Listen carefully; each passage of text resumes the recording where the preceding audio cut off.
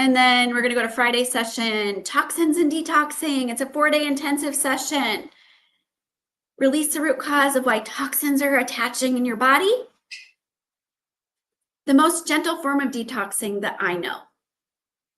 Often with detoxing in the physical, when you're taking pills or supplements, what happens is we're overdosing or overdoing it, and it's not balanced.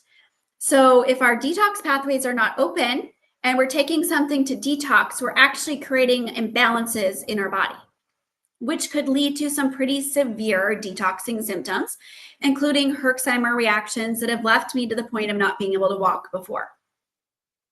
So you need to be very careful with detoxing. Gentle, safe, effective. I've had clients who have done different kinds of scans after the sessions with their healers or naturopaths who have said, our results came back clear. Our bodies say that they no longer have these heavy metals or these toxins. Heavy metals I do cover in a completely different session, but the toxins and detoxing session covers all other types of toxins, including Teflon. So connect with it if it resonates for you.